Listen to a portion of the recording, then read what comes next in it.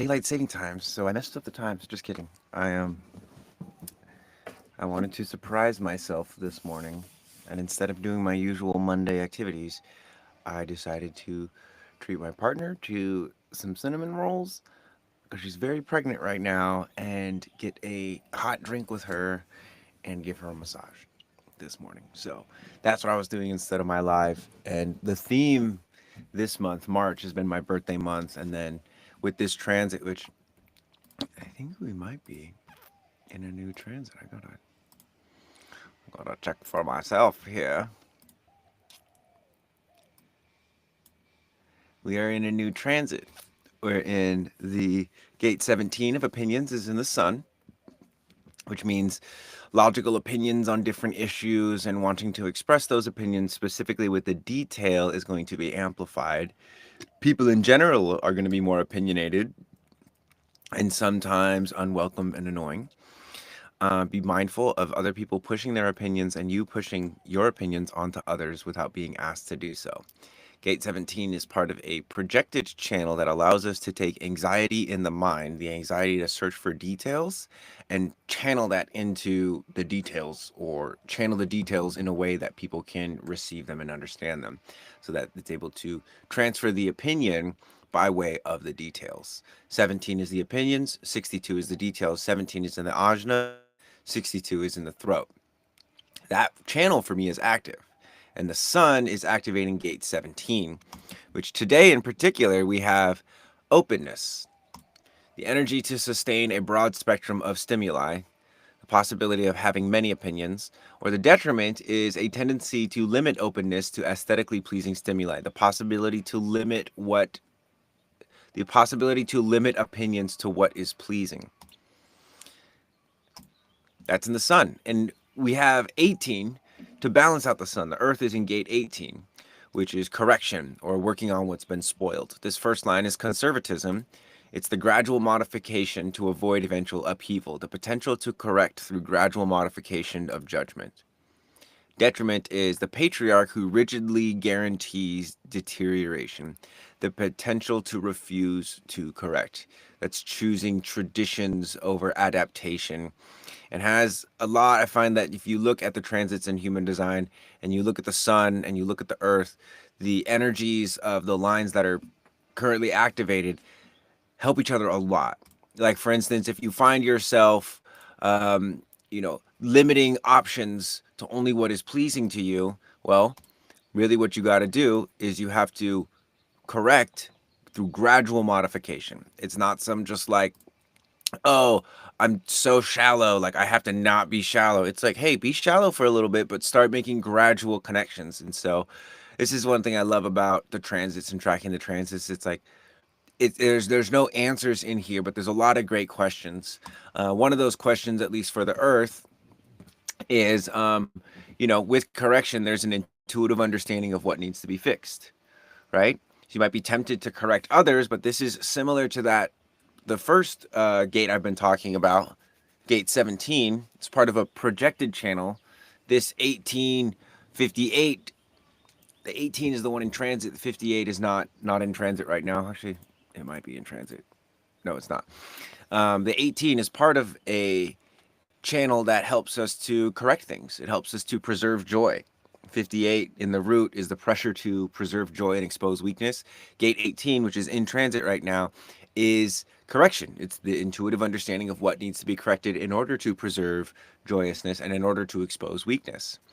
And so with that, again, you don't want to be offering your corrections to people without being invited.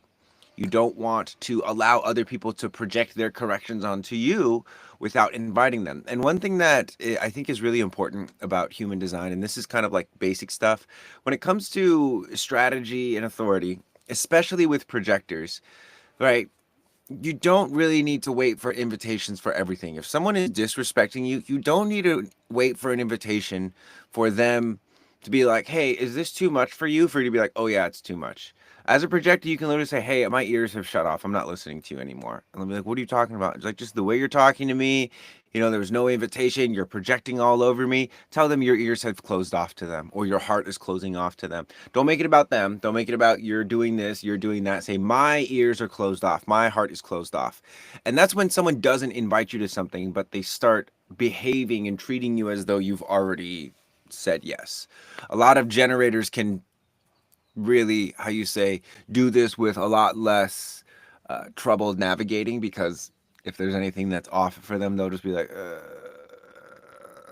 you can still suppress it, but with projectors, sometimes it's like, oh, like this person's really enjoying talking to me. I must be enjoying this too. Not the case. So anyway, um, yeah, sometimes as a projector, nobody's going to give you an invitation, and your body is the thing giving you the invitation. So you have to be very mindful of that. And there is a lot to be said about that, which I'm not going to go too deep into right now, unless someone is loving that and wants to hear more about it. Steven, what's up, man? Good to see you again. It's been, dude, the seasons of the archive have been so freaking beautiful. Just in like, not in terms of like the seasons like us recording, but just like, there's times when I feel like certain people are around, and then other new people are around, and then those people are back, and then those other people are gone, and it's a beautiful season. Good to see you again too, bro. And what's up, everybody else? How we doing today? It's Monday. How many people genuinely like love Monday? Curious. If you love Monday, type Monday in the chat. And if you don't like Monday, like you still wish it was the weekend, type weekend in the chat. If you love Monday, though, type Monday in the chat. Because I love Monday. I love Monday for a lot of reasons. Um, I used to really not like Monday, and I'm not going to judge anyone for liking the weekend better than Mondays, but I just sharing where I'm at with it. I used to really not like Mondays, and over time, I realized that, for instance, I don't work all day so that I can get to rest. I rest so that I can wake up and work the next day. I don't work all week to get to the weekend. I enjoy my weekend so that I can get to Monday, if that makes sense. I made sure Monday is a part of my weekend. I really like it. That's awesome too. Yeah, like I took off this morning instead of going live at my usual time, 9 a.m. It's 10:40 here, so it's almost 11. This is usually the time when I'm wrapping it up. Don't love Monday, but I like it. Fair enough. And so, my partner is pretty pregnant, and oftentimes she will make these little remarks like, hey, can we go get this? Can we go do that? As a joke, just to poke at me, because pregnant women get whatever they want, which is, I think, is great. Um, and this was one of those times where I was like, not that she wasn't joking, but I was just like, I want to go take this for you. So took the my normal time when I would go live, and I took her to get a cinnamon roll at this bakery down the road and a hot drink, and took care of her, massaged her. It's just like, pregnancy is the wildest thing for any women out there that have been through pregnancy, or anyone in general that has supported a woman in pregnancy.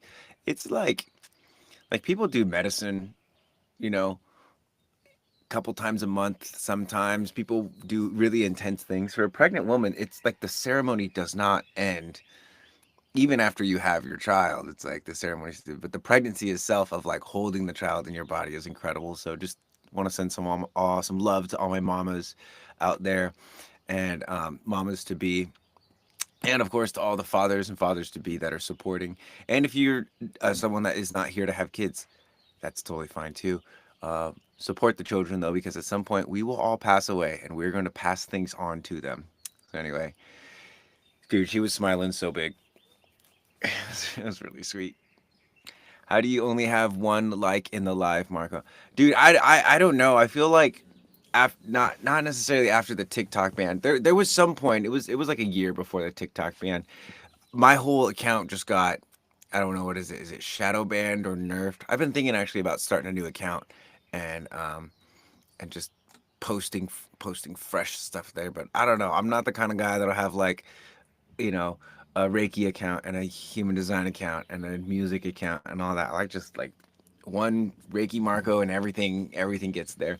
But yeah, if you guys are enjoying me at all, like the live, please share it with some of your friends. I need more projectors in my lives. Well, really, what I'm building a team. I'm building a team, and this is something that I've been seeing culminate for a while now. A lot of you guys probably know about the archive. If you're new to the channel, by the way, one of the main things that I'm here to do is make human design more human. What I mean by that is currently human design is very much so learn a bunch of information.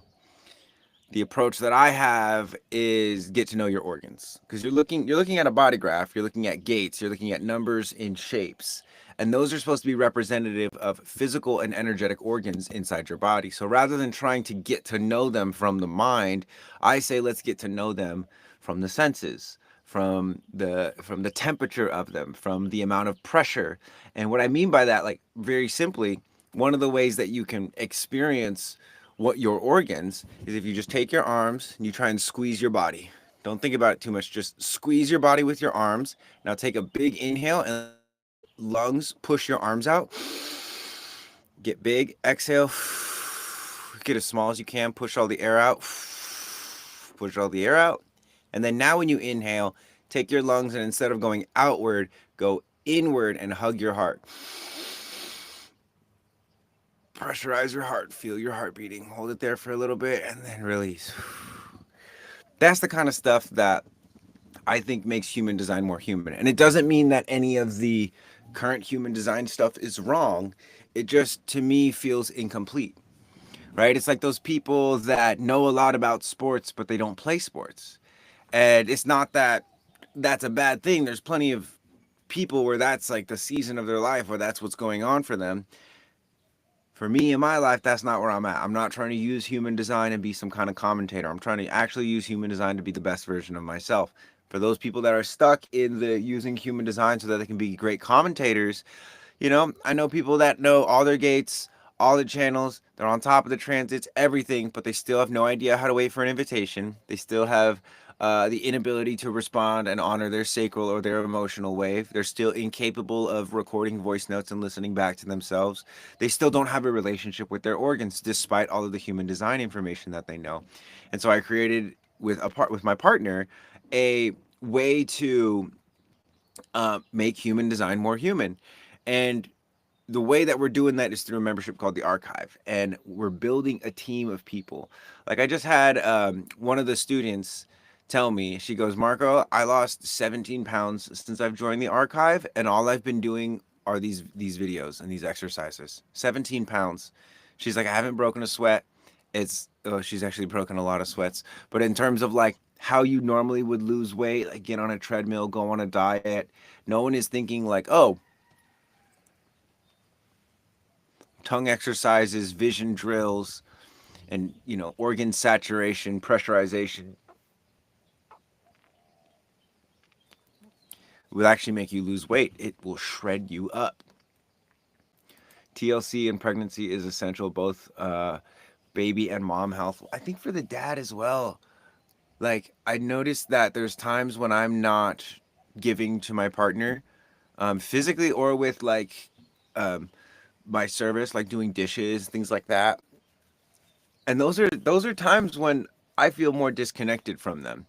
As a man, I think it's very easy to default to the societally accepted standards of a man, which is like the man works and the woman cooks and cleans. I'm definitely a more traditional values type person, but I think, and I've seen that when I'm more engaged with doing dishes, when I'm more engaged with, especially like physically giving to my partner in non-sexual ways, that is something that makes me feel closer to them, and that nourishes me in a lot of different ways. It gives a lot of context to why I'm working and why I'm doing what I'm doing.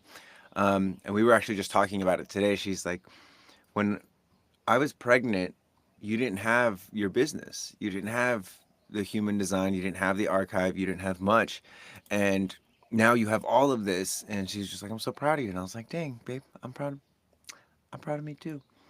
It was full faith, and that's something that is really transformative to have a woman who really believes in you. As a man, that's something that I feel like a lot of men will tuck and turn and run from.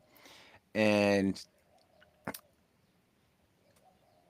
but it is exactly what we want. It is exactly what we want. And one of the reasons why why am I talking about this? I'm talking about this because we're like literally having like I'm making more babies, and my daughter is the most important manifester in my life. And yeah, the reason I'm here making human design more human and making the videos that I'm making is because I want there to be like a path to enlightenment or success that actually fits for me. And I want there to be a path of enlightenment and embodiment and success that actually fits for you, and that you're not going to go ask ChatGPT, like, what should I do with my life? That's why I'm sharing it. It's because love, true love, and cohesion, not just love and acceptance, but like true cohesion and chemistry, both of them. Some people are, they have a lot of chemistry, but there's no cohesion, there's no synergy, there's no comprehension, no consideration, no consciousness in the relationship, but there's a hell of a chemistry. A lot of people will look for the chemistry, look for the dopamine, and never actually build anything that provides sustainable serotonin release or sustainable um, structures and conversations to channel cortisol. Like, stress is very important in a relationship, and the goal is not to have no stress. The goal is to, when stress arises, are we able to tune in and listen to the stress, or are we just like trying to keep stress from destroying our relationship? Because stress is not the thing destroying your relationship. Your partner's bad habits are not the thing that are destroying the relationship. It's your inability to accept the way things are that is destroying your relationship. Because a relationship in general, think about the word relationship, it's a thing that has been determined. Like, our relationship is that we are in a monogamous, hetero, long-term relationship. That's the relationship. But what if truly deep down you or your partner feels like, I'm actually not, I don't, that's not what I want? Then you fight for the relationship, and now you're an enemy. But it's like, that's, if that's what your partner actually wants, why do you want them if they don't want the same thing that you want anymore? Instead of relationships, we can be relating with each other. Instead of you say, trying to combat stress, we can actually look for stress. We can learn how to channel stress and be with the aliveness of it, not define it and hang it on the wall so that it's always there that way and it never changes. A lot of people think they want that. They want to be perfect. They want a situation where there's no money. Like, if you didn't have to wake up and make money and survive, genuinely, a lot of people would, especially at this age, a lot of people would just descend into full on degeneracy. How often should one have a human design sesh, gene keys chart done? I would say that if you have the right approach to human design, you never really need a formal reading. By need a formal reading, I mean there might be times in your life where you want a second opinion and you're able to afford and able to be receptive to somebody like me who can tell you where you're at, or a projector who can tell you how to get where you want to go, or to a generator to just like hype you up. You know what I mean? It's like, recognize that it's not the same human design that you get from every single person. There's certain people that study different branches of human design, like quantum human design.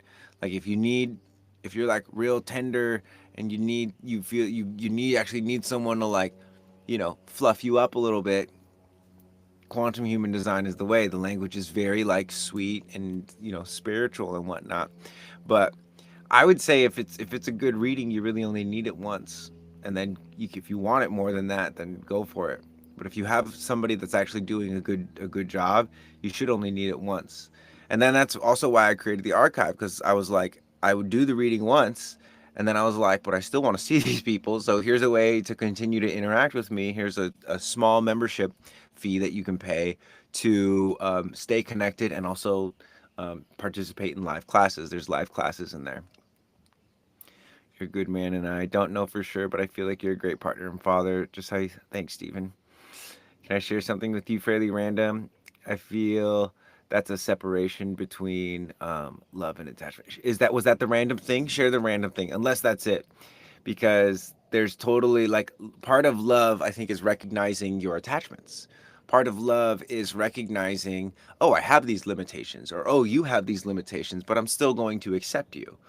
And part of expectations is learning how to let go of expectations. It's actually one of the primary themes in emotional waves for people that have collective emotional waves. That would be the 36-35, that's the solar plexus going to the throat, or the 30-41 root solar plexus connection, the channels on the outside of the body graph. Those are all collective circuitry. When you're in those emotional waves, it's like, oh my god, I'm not good enough, I need to be better sexually and emotionally, or like, oh my god, I really want this thing to happen, but I don't know if it's going to happen. Those are the two main things, and they're really about comparison.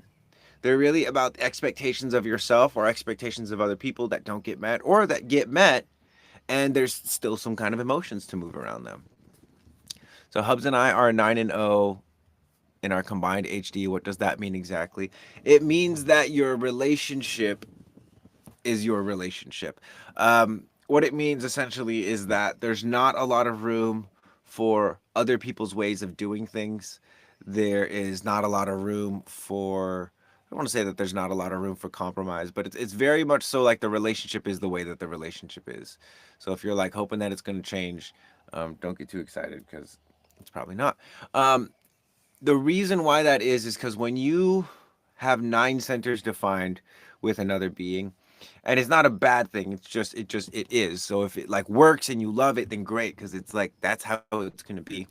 But the nature of undefined centers is that they're going to experience the world by the way other people experience the world. So if you have an undefined sacral and you're with somebody who has a sacral, you're going to find satisfaction in the things that they're finding satisfaction in, and frustration in the same things that they're finding frustration in, because you're together. You can feel their sacral vibrating in their body, and if you're not aware, you'll confuse that for your body.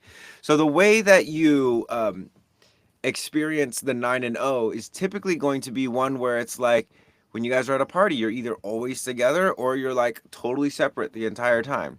Because if you are together, you're on his lap. And if you're resisting that to whatever degree, you're trying to be more fluid, then you're dishonoring the relating possibly that's happening simply by way of like, there's certain things where it's like, oh, I know they want this, so I'm not going to give them that. Not to say that you're that kind of person, but just be really mindful of those ways of subtly punishing yourself or your partner, probably more so yourself, in withholding love or not receiving love, especially with the closeness of the 9 and 0, because the 9 and 0 is very, again, very much so. It's like the theme is 9 and 0, nowhere to go. Meaning like there's nowhere to go. It's like you got everything. You never need to leave home. And if you do leave home, there's part of you that just can't wait to like be home alone again with each other. So anyway, how does that resonate? I went to the dentist for the first time in nearly a decade, and she was surprised with how good my oral health was, but she suggested I start mewing.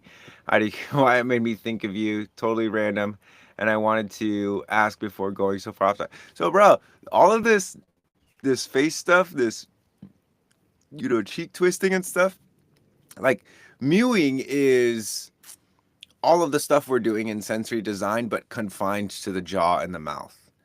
The fact that we're doing mewing up here, like all of the surrounding muscles that work on the face reinforce the jaw. Mewing effectively is like kind of like the throat vacuum in the mouth, and it's the tongue stuff of like pushing the teeth out. You know what I'm talking about? That's mewing, but we're going beyond mewing in the archive, which is awesome. So that's spot on. We are always attached at the hip when we are art. He's my best friend. Thank you too. Like, yeah. So it's like, let him be your best friend. Some people might say like, oh, you guys are too attached, blah, blah, blah. It's like, dude, we're in a 9-0 relationship. Shut up. Where did you start learning about sensory design that you practice? So I learned it from my partner Pasha.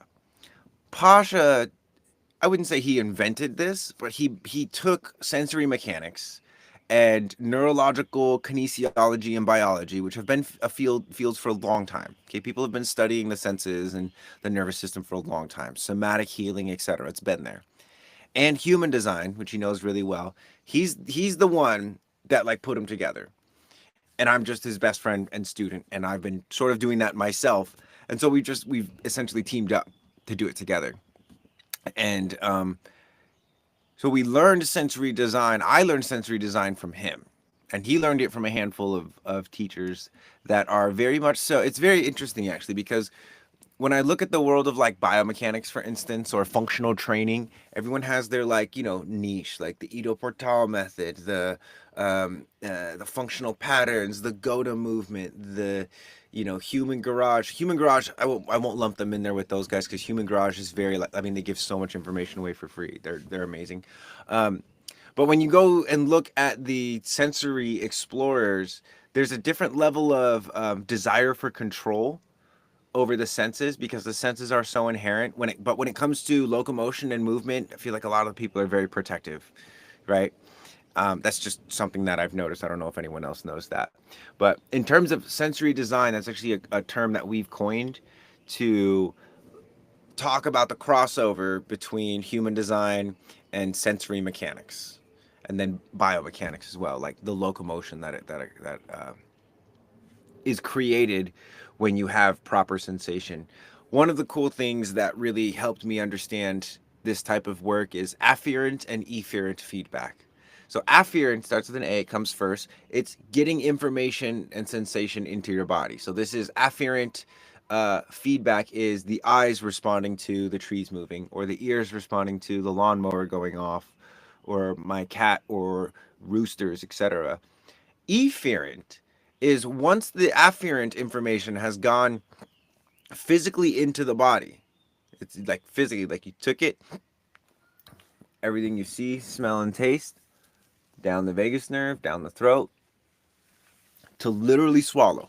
Swallowing, by the way, if you're not swallowing 100 times a day, I guarantee you there's stuff going on in your reality that you're not able to fully process. You're not even able to fully experience it because part of this afferent feedback, again, is to get the information in our body. And if our body has the proper pressure and heat, which are very important, if it has the right pressure and heat, just like an engine, if you put gasoline into an engine and it has the wrong pressure or the wrong heat, it's not going to work. It could be very dangerous. Same thing with your body. All that information goes into your body, and with the right pressure and heat, there is what's called efferent feedback, which is because of me hearing the rooster. My body says, I'm going to get up, I'm going to create energy, I'm going to create locomotion and movement to go close the door so I don't hear that feedback anymore.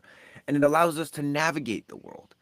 Afferent and efferent feedback. And so everything in life is based off this cause effect, cause effect, cause effect. What's the cause, what's the effect? Doesn't really matter. Which one can you pick up on right now? In terms of thinking a lot of the times with the mind loves to interrupt this process because the mind likes to be the one to generate the efferent feedback. You see something happening, and instead of taking a moment, swallowing it, how do I feel about that? The mind goes, oh, wow, oh, we should do this. Yeah, we got to do this, we got to do that. Your body might not have energy. Your body might be totally repulsed by the action. But if your mind can just get it to drift long enough, build up enough pressure up here, you got to act because there's so much pressure. So, anyway, what if I lived my design for 5 years straight, my life shifted, and now I'm deep in not self? Did I lose progress in terms of deconditioning? No, it sounds like you probably, like the honeymoon phase of human design wore off. There's a lot of people experience this. This is why the sensory design is so helpful because at some point you have to decondition the physical body. Like you might be able to live the mental human design life for 5 years, but until you figure out how to saturate your pelvic floor and push blood back into your bones and vice versa, unless you actually physically can remember and recall and activate those sensations in your body, there's parts of human design in terms that have helped your mind that will never be able to help your body until you actually start to build these relationships with your organs and with your tissues. Does that make sense, my friend? And again, that's why I created the archive. It's $37, by the way. $37 for a month, or $333 for the entire year. Which once this thing gets to, I don't know how many members or how I'm going to determine it, but I'm going to raise the price relatively soon, which is like can be anywhere between like a week or like a couple months. I'm gonna raise the price, and but I wanted, this is the first round that it's been open. This is like the early entry, and so for anyone that is wanting to lock in like a really good deal, like eventually this will be like $1,000 a year, and maybe even upwards of that. I don't know. Just the community that's forming there is so awesome and so precious. And for anyone that has a subscription, the price will never go up on you guys, promise. So apparently this is a heavy month because of the blood moon and lunar eclipses. As a reflector, I feel this intensity very much. Tired, headache, dizzy, emotions. Do you have the same or have tips? Yeah, so I haven't been feeling too heavy in myself because whenever I do feel heavy, I will like put my breath belt on or I'll crush myself with a rock. Like I have tools that when I feel like I'm picking up too much stuff from the world, that I will resort to. And one of them is this. A lot of people, especially when I'm wearing it, because I'll wear this out in public, and sometimes I see my friends and like, oh, did you hurt your back? And I'm like, no, I'm strengthening my back actually.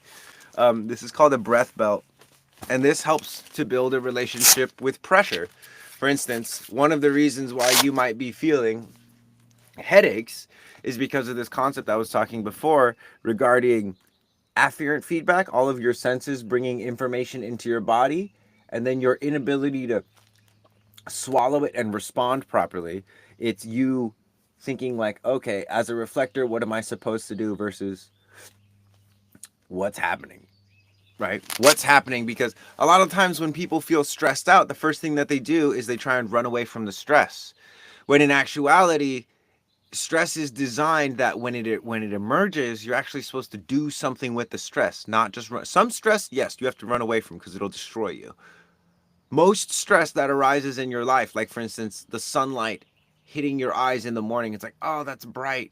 Yeah, it's supposed to create cortisol. It's supposed to stress your body out so that you actually can respond with, oh, I should feed myself, or oh, I need to get to work, or something like that.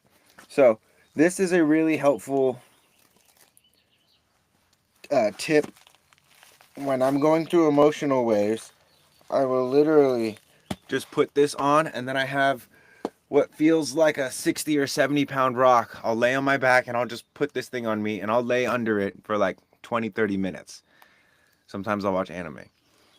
There's times my body will like start crying, like I'll just start tearing up. There's times where I get really fatigued up in here and I'll just like feel into the pain. But a lot of what I'm saying is that when it's like when stress calls, answer, because it's gonna leave a voicemail. You're gonna have to deal with it at some point. So if you learn how to deal with it immediately when it arises, or even like know how to deal with 10% of it, and then over the course of the next week deal with the other 90%. Like everyone has their own way of dealing with stress, but the body deals with it the same way. It cooks stress. It either uses stress, or it's like for instance, you could either have the gasoline, which is stress. You could either have the gasoline in the engine and the engine running, or you could have the gasoline spilling out all over the floor, becoming a fire hazard. So anyway, I appreciate your content so much. Thank you. It's inspiring. I hope it's stressful too. I hope I'm stressing you guys out, making you realize like, oh my God, I need to feel my heart and stop conceptualizing an open heart. I need to actually figure out how to get my heart to start turning upward and opening up and expanding. Hopefully I'm stressing you guys out. Personally, Personality, Sun, Earth, 1817, transit, 817, 18. Do they jive or is there friction there? I don't know. I don't know. I don't have that. But I would ask you, do you feel friction?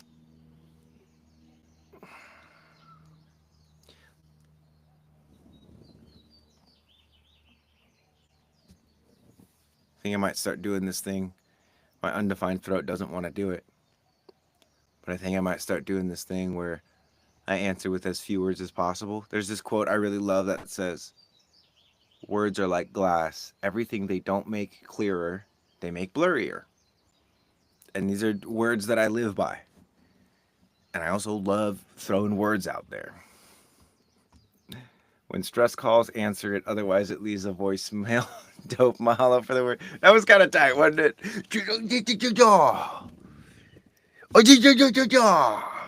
It's my daughter right there. I feel jive, but I am suspicious. So your mind is always suspicious. It's like your mind's job to be suspicious. Why isn't that person feeling this? How come that person doesn't see things the way we do? Are we doing this right? Like that's the mind's job. Think about a passenger inside a Gundam. In human design, they talk about a passenger inside a limo. Also, for those that don't know what I'm talking about, if you generate your body graph and you see red on the left, black on the right, or design and personality, the design is 88 days before your birth. Personality is the day of your birth. Design is your vehicle, it's your physical body. Personality is your mind, it's the passenger inside the vehicle. They talk about a limo, but it's like more like a Gundam, right? A Gundam is a vehicle, giant mech suit, right? It takes a very specific kind of driver or pilot to use that thing well. There's certain things that the Gundam cannot do. Some can't go out into space, some can go underground and underwater, some can't. The passenger is literally just a passenger.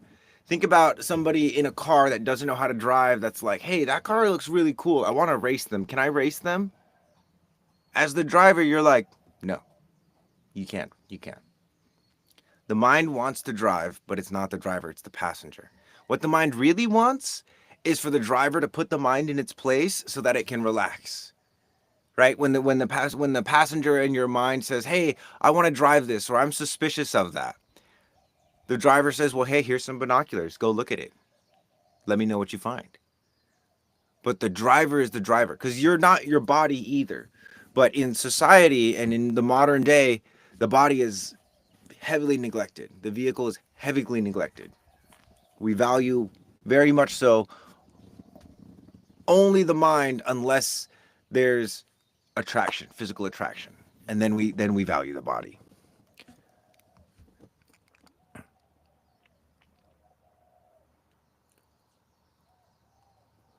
So I really respect what Ra says, and I do my best to stick to source information in the best of my abilities. However, I'm aspiring to specialize in human design with my 5 years of experience in alignment. And now what's going on is there's a certain volume of Ra's words coming to mind. Was thinking a transit that is the flip of my personality slush sun and earth would be like Aries to my Libra.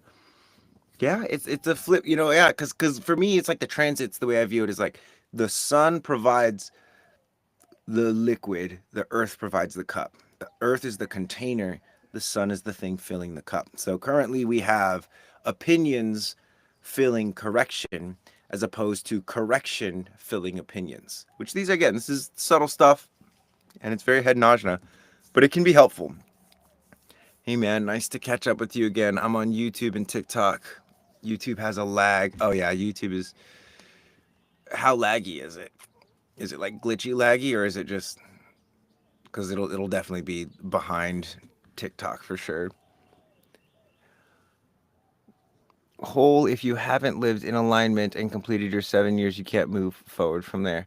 Oh yeah, so like for instance, this is a funny thing. I feel like a lot of people in human design, at the end of their 7 years, if they haven't done any type of embodiment work, they either go full dogmatic, Ra is the messenger of God, or they make up their own type of human design. One of the reasons why I feel like what we're doing is relevant in a different way than Gene Keys or quantum human design or cosmic human design is we're not altering the human design system at all to be more focused on this or more focused on that. We're almost, in a way, just using the language to explore the body.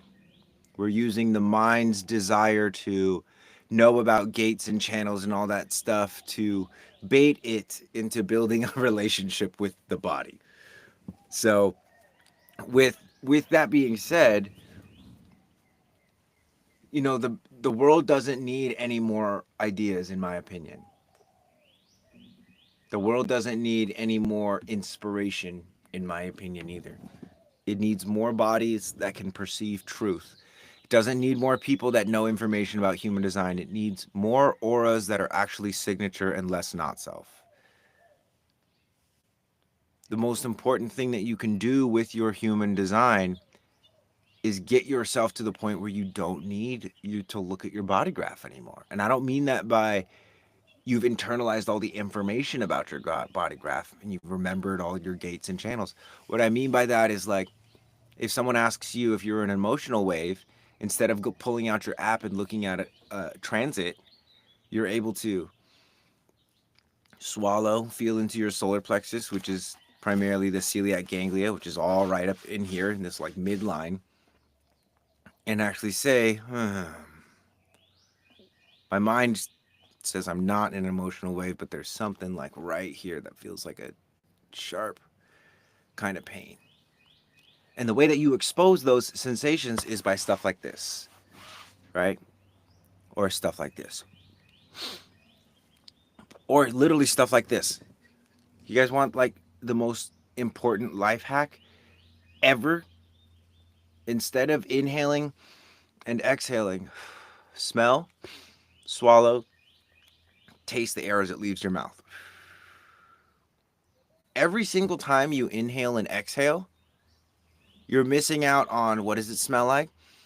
How does it go down? And what does it taste like leaving your mouth?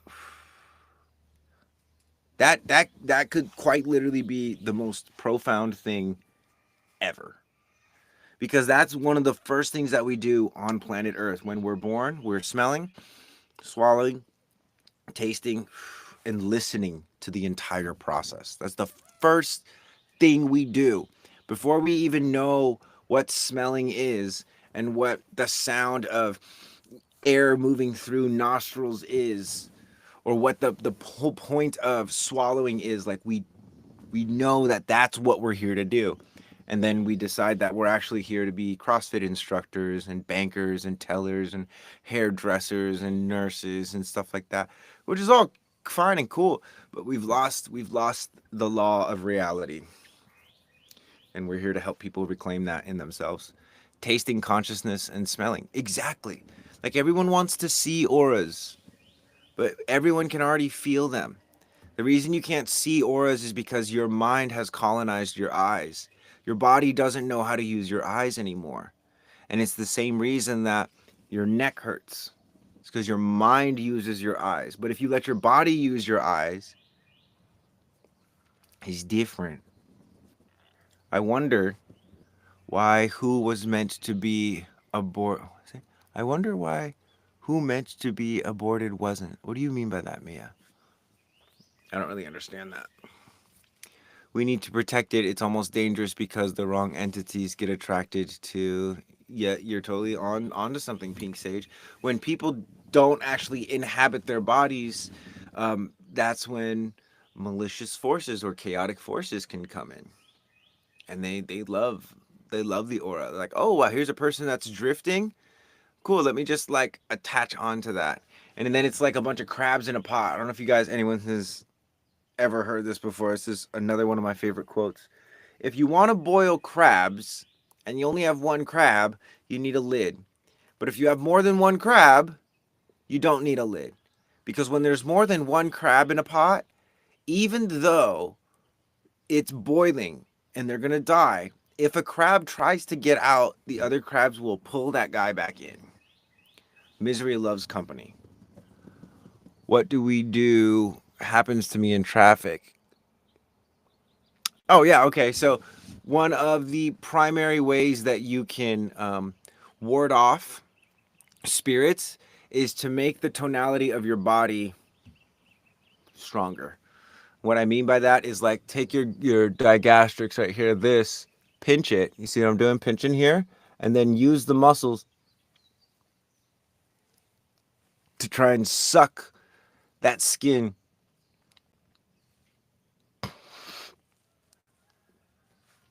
out. You can do it here too. Yeah.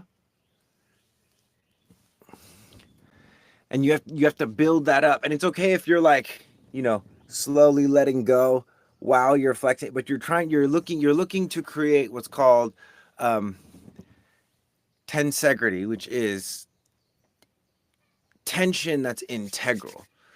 One of the things that's really important as well is like being able to push energies away from you. And this works, by the way, if you're a reflector or not. How comes that I cannot read all the comments and questions? Oh, Tanja, I'm on TikTok as well, and I'm also in another state. I'm all over the place right now, so you won't be able to see all of the comments and stuff like that. Come to TikTok if you like. Um, that's usually where I feel like we get the most following. Even though I only have like 5,000 likes, you guys must really not like me, huh? Clear for me. The connection is clear, is what I'm saying. Got you. Great, yeah. I'm always happy to hear about if the stream looks good or sounds good or doesn't sound good because I want this to be good. So one thing that's happening for me, guys, right now, I put this breath belt on. Gosh, I don't even know. 20 minutes ago, 10 minutes ago. I'm so hot right now. Like I'm physically just like so hot, and I'm also the kind of person that, like my dad and my brother would get really sweaty really quick, and I always viewed that as like like this is this really hard for you guys? And one of the things that I really came to terms with was very humbling was recognizing that it's not that it's hard for them, it's that they're putting more effort into it than I am. And then I realized that, oh wow, objectively speaking, there's a lot of situations where other people are putting more effort into something than I am. What am I willing to put a lot of effort into? Once I started asking myself that question, everything changed. What am I willing to be passionate about? Passio is the Latin root for suffering. What am I willing to suffer for? What am I passionate about? Passionate doesn't mean you're excited about it. It means your ass is willing to suffer for it. What are you actually passionate about? One of the things that you're passionate about, regardless, is being in a human body. You suffer while you're in a human body. Doesn't mean it has to always be suffering. And it doesn't mean that the suffering has to be endless or grueling or cruel. If you're paying attention, it's not. It's none of those things. If you're paying attention, the suffering is a much needed context to why we're alive. It's because I'm over here, lol. I'm over on TikTok usually tapping. Oh, joy. Yeah. No, I mean, for my archive people, I'd rather have you in Riverside because that's where it's at. If you're on TikTok though, I do appreciate the taps and the likes and all that stuff. So meaning my mom wanted to abort me, but she didn't, and I felt like I live on borrowed time. Thus I wonder why. Why did I get to live when I wasn't supposed to?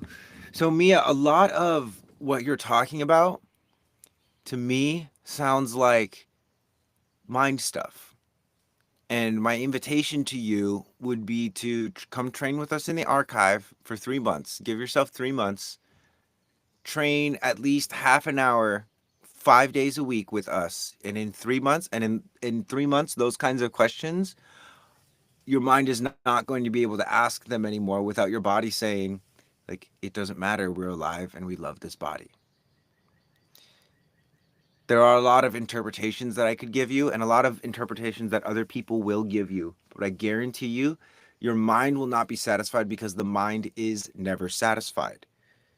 That is a function of the body. The mind is here to solve problems. If there's no problems for it to solve, and there are no problems in your life, or you're not aware of any like actual problems in your physical body, the mind will invent problems where there are none. And it learns how to do this from watching other people. And so I would say, regarding that question, come join the archive. It'll cost you less than $100 to be in there for 3 months. I don't know, little maybe just over $100 to be in there for 3 months. You can watch all the videos in there. You can connect with people. You can even ask that question. Um, but it's such a insidious thing because again, the mind just it's an endless pit. It always wants more. It's always hungry for more problems, more answers, more questions, more solutions, which is great, except when it's not. Except when you're like trying to relax and access your parasympathetic nervous system and just like actually chill.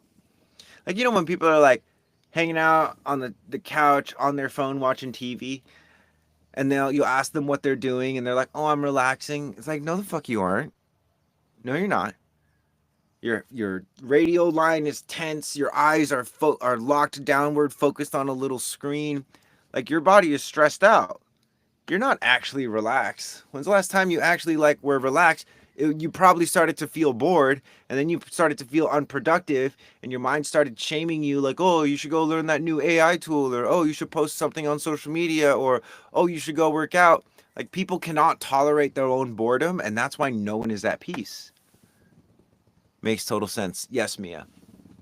Because I guarantee you, it's like when your body is able to answer that question, why am I alive when I wasn't supposed to be? Like that answer is going to be so much better than anything anybody is going to give you, even me. And I can give you a really beautiful answer, but your body's answer is going to be incredible. That's a dangerous passive skill, 100%. But it's also dangerous in the sense like a sword is dangerous because it's sharp. If you know how to use the sword, though, it's dangerous for your enemies. If you don't know how to use the sword, it could be dangerous for you.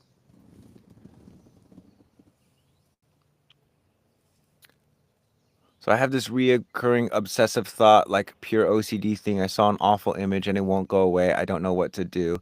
It's super distressing. Got it. Okay, so here would be my remark to you. Desensitize your mind or yourself from this image. Microdose it intentionally, and whatever sensations that it pulls up within you, learn how to soothe yourself. Simply like softly touching yourself, softly touching your neck, like hold the image there. Don't stop running away from it. Because it's not the problem is not the image, it's your response to things that are jarring or things that are unfavorable for you.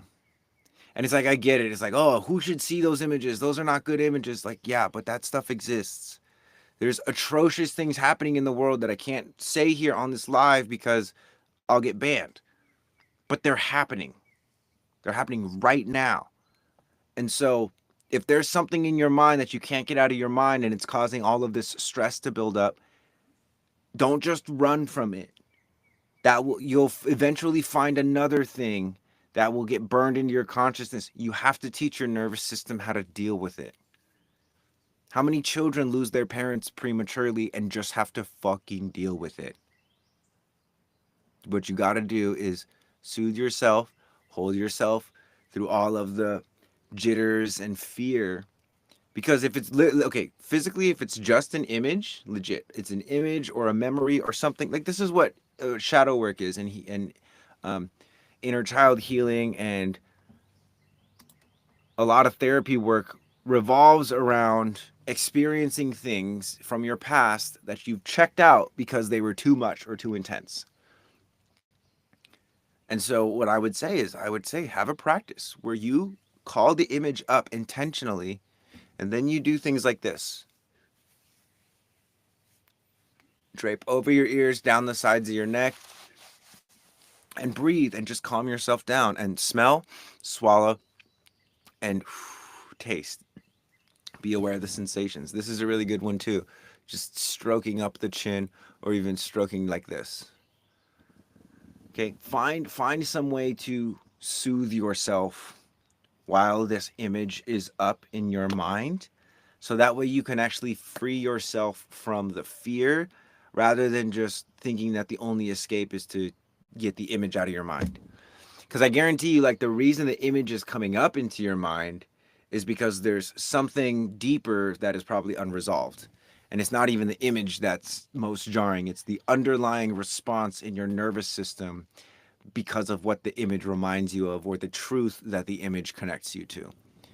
Would love to hear more about what you were saying earlier. Projectors getting the invite from the body. So okay, so inner authority for projectors is either going to be solar plexus, which is your celiac ganglia,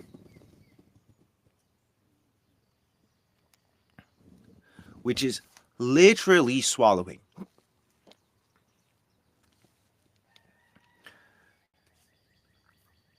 Splenic, which is literally health. It's elasticity, it's tensile strength. Blood, which is literally circulation, blood pressure. Ego, which is literally the heart, or ajna, which is like the eyes and a lot of these senses in here, face.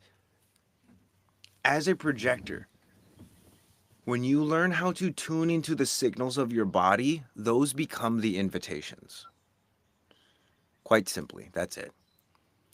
If you're always looking to the external world to invite you, then you're always looking for external validation. When you learn to see yourself and you learn to feel yourself through the senses and discover what invitations your body is inviting you into, that is when you actually get to experience real invitations from the world.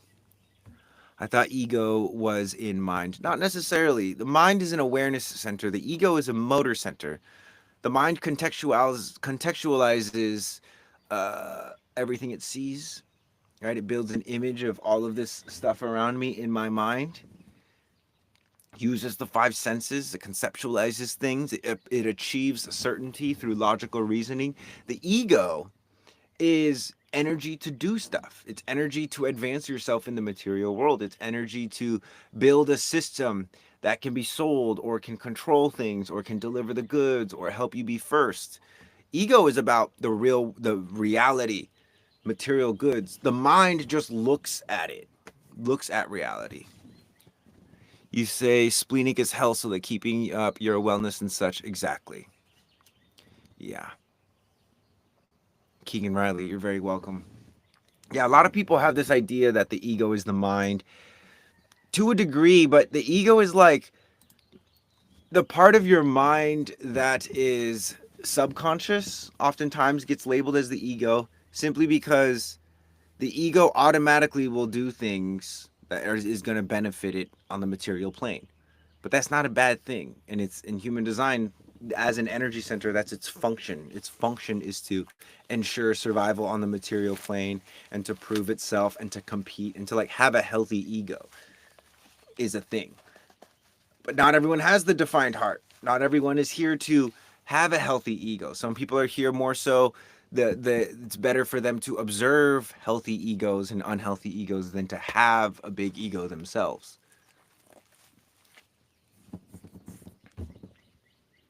Solid question.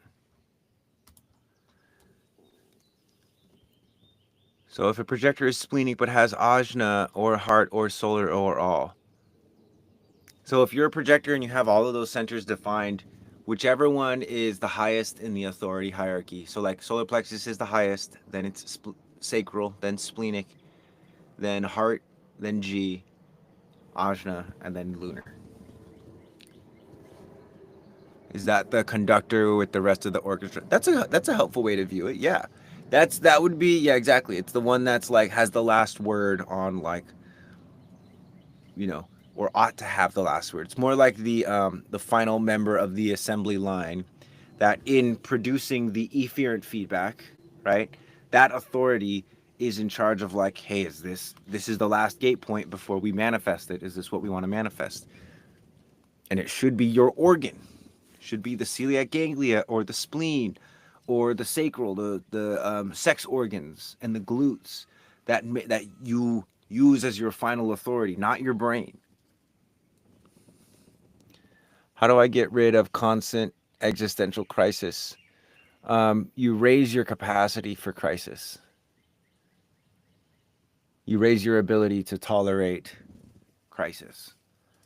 And by raise your ability, I mean you temper your nervous system.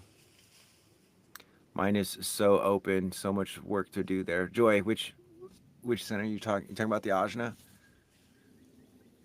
Ego. Oh, got it. Yeah, I have undefined ego too. And it's funny because again, the mind is so insidious. Like there have been times in my life I have an undefined ego and I know human design from the mental perspective very well. The undefined ego is not here to prove anything. And for many years just knowing human design in the mental, I spent so much time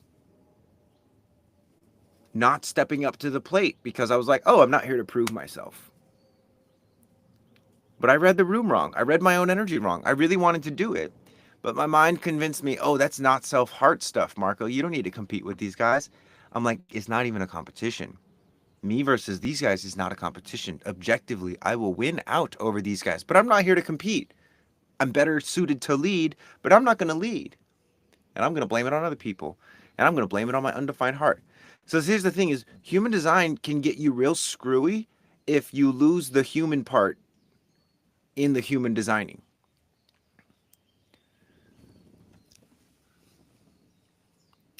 Would you mind repeating the order of the centers again? Sure. So the loudest one is sacral or solar plexus, emotional, then sacral, then spleen, then heart, then ego. Sorry, heart and ego are the same. Then G center, then mental or environmental, and then lunar. Which, by the way, for any of my mental projectors or reflectors with lunar authority, just because you don't have a fixed something below the neck that's your authority doesn't mean you don't have connection to those organs. It's just not as consistent as everybody else's. I'll just leave it there unless someone wants me to expand on it for them. What's a practice I can do every day to heal my nervous system? Start with basic pressurizing drills and eye exercises. So, one of the eye exercises you could do is called head panning. You just keep your eyes looking forward and you smell your head one direction, keep your eyes looking forward, swallow, taste the air, come back to center, smell your head in the other direction. You're trying to get your nose to be replaced by your ear. That's the goal. But if you can only go here, that's fine. And this, the swallowing part might be challenging for you. But healing your nervous system and strengthening your body means overcoming those challenges. So literally just like figure out a way to swallow.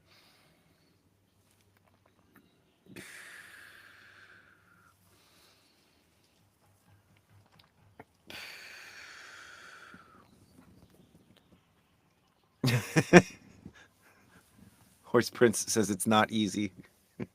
No, no, man. It's like there's so many things that go into it, so many muscles and sensations that your body has to now process. And that's the thing about the nervous system is like if you don't give it a lot of stimulus, if you don't stimulate it, similar to a dog that's in a cage all day and that is not stimulated, it's not a great dog. Barks at everything, doesn't listen to commands. But a dog that's in a cage all day and three, four times a day, you take it out and you work one on one with it for 20 minutes. Like that's how they train like dogs is they stimulate it in the right ways and then they let it rest. Because once it's stimulated, it's like, oh, good. Yeah, I used up the energy. Then go back into the cage. It's like, I did a good job. Good boy. Good boy. Oh, another opportunity to be a good boy. Let's go. Let's go. Not that we're dogs, but sometimes our body is like that. Maggie May, you're gonna make me repeat them one more time. Get me to 11,000 likes, and I'll repeat it again. My sister-in-law is completely undefined reflector. Any advice for navigating that relationship? I'm a manifesting generator. Yeah, I would say don't expect them to keep up with you. And if you do sense that they are trying to keep up with you or do something that is just going to make you satisfied or happy, um, be the arbiter of that and invite them to take care of themselves. All right, we're at 1.11.1 likes. So, hierarchy of authorities. Meaning if you have this center defined, solar plexus, regardless of what other centers you have defined or undefined, you are solar plexus authority. If that's undefined and you have the sacral, your sacral authority. If the sacral is undefined but you have the spleen, your splenic authority. If the ego is defined and all of these are undefined, you have ego authority, this is G authority, and then environmental authority. And then if you have all centers undefined, then you're a reflector. And you have the lunar authority. I love your eyes. Do you have diabetes? Why would you? Do my eyes look like I have diabetes? Do I have diabetes, eyes, guys? Is that a thing?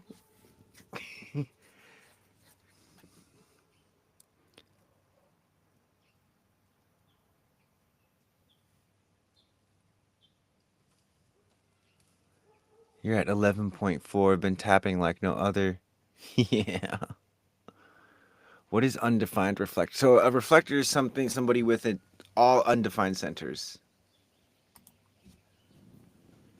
meaning that I'm aware of other people's problems. I'm sometimes trying to prove myself. I'm sometimes have other people's emotions in my system. I will do things sometimes using the energy that is going to satisfy other people. So there's a lot of sensitivity to my environment.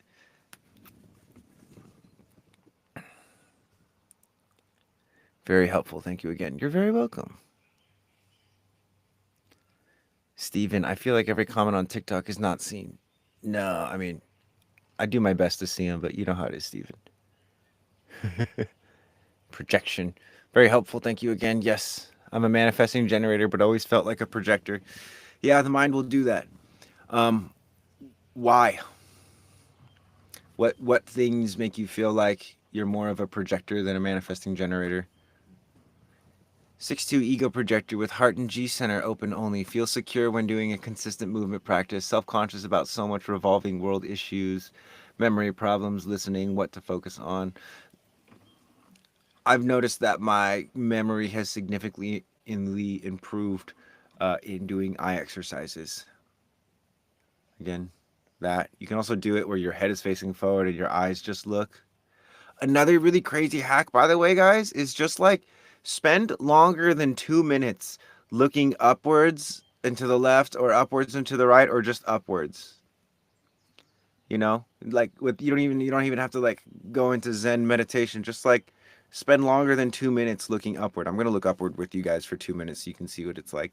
Um, so if there's anyone commenting, I'm looking upwards. I'll go back and scroll back. But we spend so much of our lives looking down at a phone or down at the road or down at our desk. This is literally just balancing the equation. Looking upwards. Without this, see that? You don't need that to look upwards. You can even take your fingers and kind of like make your brow nice and heavy. But like people don't do this. People don't sit and relax and go like, hmm. Why? Because people are gonna think I'm crazy. Oh well, I think they're crazy because this is how the body gets signals. Hey, we're good. Relax. You don't need to like focus on anything. There's no tiger or no, you know, wood that you have to chop before the sun goes down. Like you don't have to be on all the time. And this is the signal. Like I'm already starting to get like really chill. And it's like there's part of me that wants to get chill, but then there's this part. This breath belt is just squeezing the crap out of me, making me feel like I can't breathe or like I'm underwater. It's like be chill anyway, dog.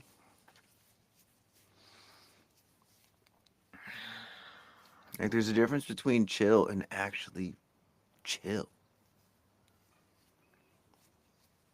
And nature will teach you this over time. But people live in cities, and so they don't have connection to that source.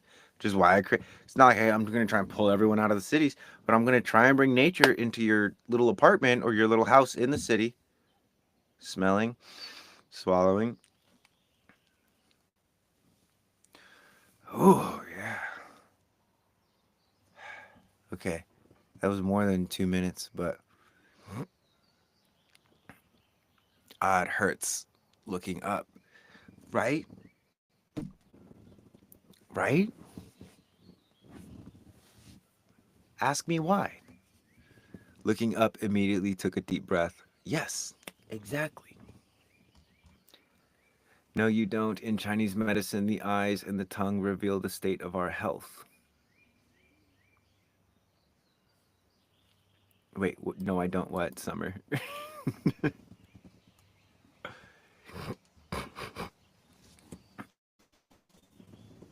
Scroll the eyes, not the phone. Ooh, I like that one. I was surprised I had the attention span to keep it. Continue to surprise yourself. There is more interesting shit happening inside your body sensationally. Interesting pressure dynamics, interesting, like, oh, that's weird. Like my finger locks out. What happens when I try and do that? Oh, my other finger starts to move. There's so many more interesting things inside your body than online, guarantee you. Everyone's been fucking duped into thinking that, oh, the most entertaining thing is happening outside of me. It's not.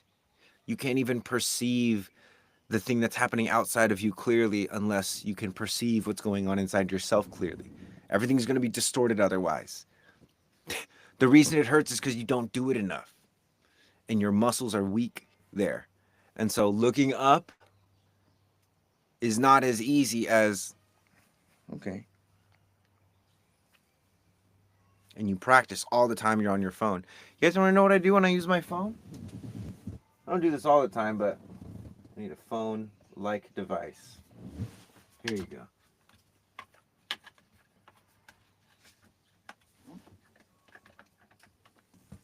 You guys know what I do when I use my phone sometimes? Especially if you're like caught in a doom scroll.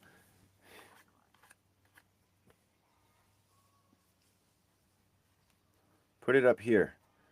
I know it's weird and your shoulders will burn, but just make an agreement with yourself that once when you're ready to put it down, instead of just going down into here, you're just going to take it, use it, keep using it. Your shoulders are going to start to burn, your eyes are going to start to get fatigued, and you're going to be like, okay, I actually need to take a break. Right? Because you have so much tolerance to look at a screen when you're looking down. We're just so used to it. Yeah, double mic'd up. You know what it is, Leah. Feels uncomfortable to look up for a long time. By the way, no tea today. I had some tea with my lady this morning. Um, but yeah, it's uncomfortable to look up because guys, here's the reality. For a lot of people, in their own experience, it's uncomfortable to be peaceful. It's uncomfortable to be bored. It's uncomfortable. The slightest inconvenience is incredibly uncomfortable because we've been taught, oh, if something is inconvenient, if he's not the perfect guy, if it's not the perfect job, leave. And this is why all the older people are like pissed off at our generation and the generations that younger than them. It's because it's not like they could just go start an online business. It's not like they didn't have as many opportunities as are available to us now. One of the biggest gripes I feel like that they have with our generation is the fact that we don't know how to put effort into something. We expect everything to be, oh, it's either perfectly aligned or it's not for me. Like, they built cities in the desert and they've done things that are humanity has done, not to say that they're all good accomplishments and great for the world, but the way that we move forward is not the way that we think it is. It's not by abandoning these bodies for enlightenment. Quite the opposite. Sometimes being a role model in martyr may be tricky sometimes. Yeah, the role model is inherently a hypocrite. The role model says, do what I say, not what I do. And guess what? A lot of people don't want to accept that. They're going to say, "Oh, if you really know, why aren't you doing it?" And it's like, does it matter? Is what I'm saying relevant? Have other people used it to to improve their lives? Yeah, total hypocrite. So just embrace that because the part of you that feels bad about being a hypocrite is the same part of you that could feel like yourself for being your fucking self. Procrastination is my biggest complaint in the Gen Z, including my own kids. Right. And it's like, I would say that they're not procrastinating. they're conditioned and bored and not interested in the things that they are supposed to be doing, right? Which is like one of the things that's very powerful is teaching your children sign language, but also teaching that, like, my daughter smells everything. She smells everything. And the reason she smells everything is because when she would put things in her mouth and put them up her nose, instead of me being like, oh, don't do that, don't do that, I would say, hold on, V, smell it first. Taste, taste it after you smell it. Does it smell good? Mm-hmm. Okay, taste it before you put it. Like, you teach them how to interact with the world, still using their senses um, without ripping away all of those senses. Yeah. Hey, bro, did you happen to see my post in the archive? It's not loading for me to review. Curious to hear your thoughts and feelings. Oh. Is this a new post or I guess I'm just gonna go see.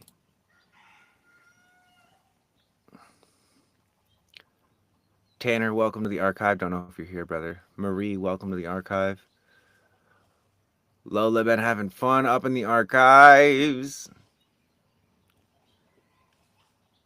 Is it okay? I remember you were talking about your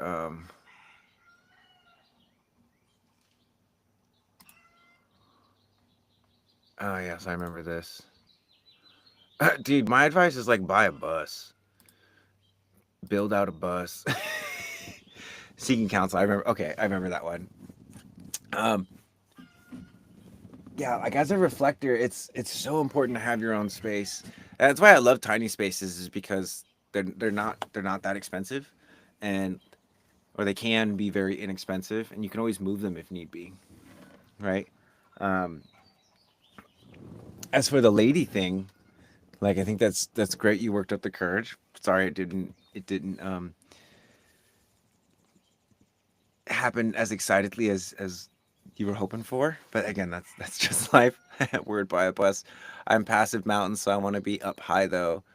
To up high though, try that out. Yeah, like again, you can like buy a bus and then live on a piece of land. Like as a reflector, I've done that quite a bit. I've had my van and I would just go out to my friends' pieces of land and just spend like a week or 2 weeks or 3 weeks there and just like chill and just do nothing and like wheel stuff out of wood and just make music and stuff. What's your belief on reality, souls, afterlife, reincarnation, earth, reason for suffering and purpose? Sorry, big question, so much unknown. um I don't really have to. I mean, I have there's so many beliefs and I can just like regurgitate them for you, the things that I feel like are the most relevant. I think reincarnation is a real thing. I believe that the purpose of suffering is to advance the physical world for I believe that there's some kind of like Ragnarok happening at the end of time, like a final battle between good and evil, and that evil at that last point will appear to have won, but good will like surprise evil by not becoming evil itself and win ultimately. Yeah, I could regurgitate all of these things that I know about all those big topics. Um, my 61st gate, which is a gate in the head, loves that. I love to unravel the mysteries, but I get heavily addicted to it, and it doesn't really do anything for me most of the times. Would purging my Homer the what is gate 3? Sorry, Maggie. I don't. Will you rephrase that again? Oh, bro, love spending time with you, selfless dude.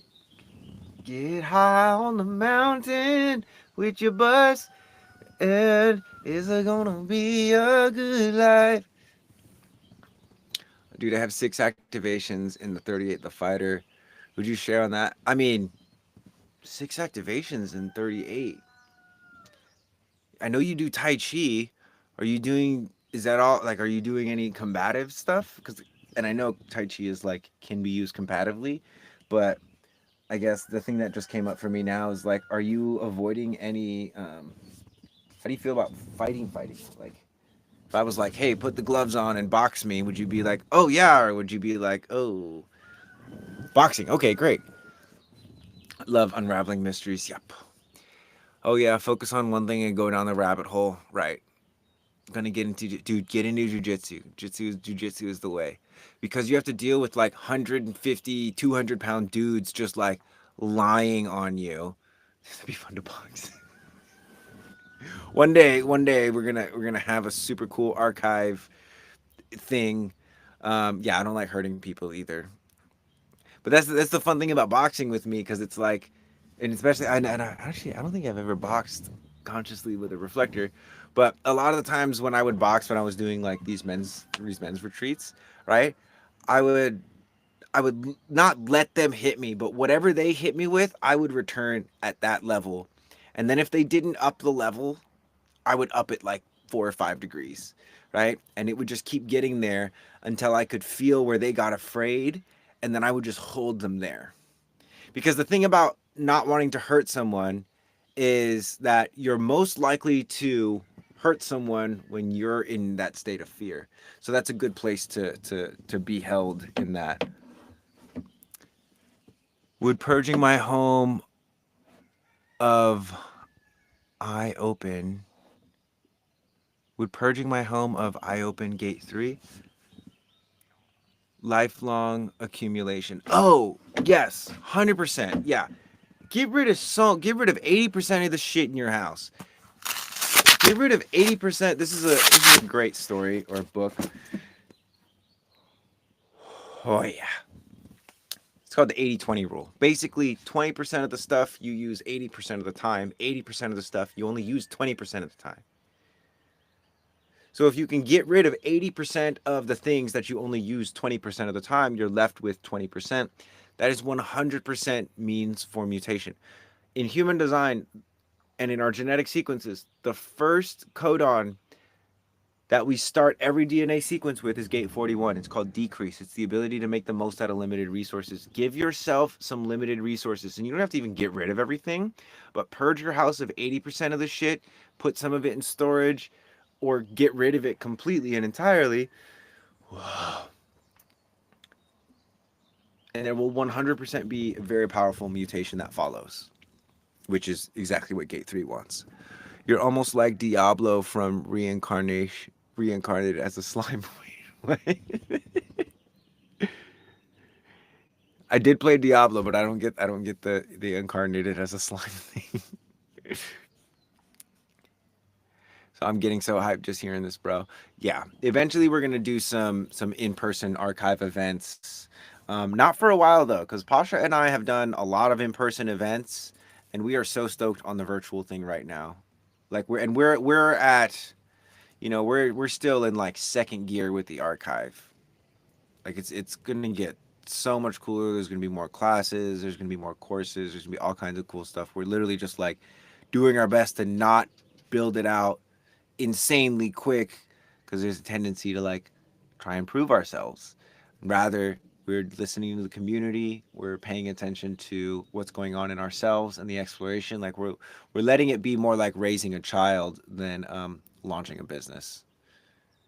Here for everybody, however I can help and cultivate. Garrett, you already are 100% doing it. You know, apply the tech, apply the resonance and the presence that you get from us. Share that with the world. So it's an anime, and Diablo is primordial black demon that matches his power level to his opponent's. Oh, right. Yeah. So then, yeah, sometimes I turn into a little slime. Oh, most of the guys, I've never had to like completely turn into a slime. For the guys that are like really not ready to go there, it's. I just start contact dance. I would just start contact dancing with them. I wouldn't like, how you say, strike them as much. I would just like put my arms against the gloves against them, and then I would like punch myself with my own gloves and do that kind of stuff. Anyway, bet I'm gonna go make some calls. Love you, bro. Have a lovely day, my friend. Oh, I forgot to mention, we are having a class today.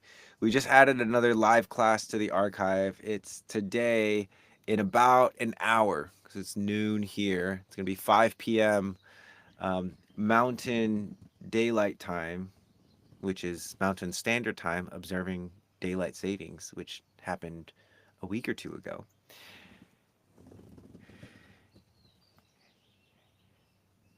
Ellington the slime is the main character who, in the end, becomes the creator. So Diablo turned into the slime because he matches his energy power.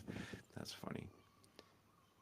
Anyway, yeah, we're having another archive class. So anyone that wants to actually experience one of these classes live, if you're free in the next hour, you are invited to come join class.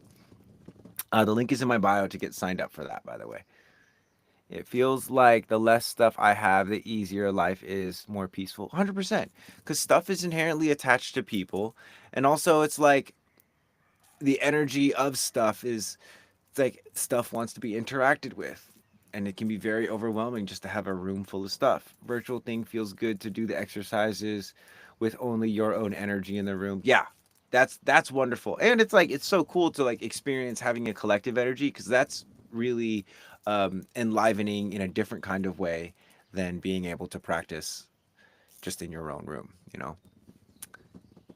No, Diablo actually becomes the servant to the slime. Oh, got you. I'm single definition, and gate 3 is the only one I need to open to access Kundalini energy. Maggie, so it's not like that. It's not like if you have an unactive gate that you can't access Kundalini energy anytime.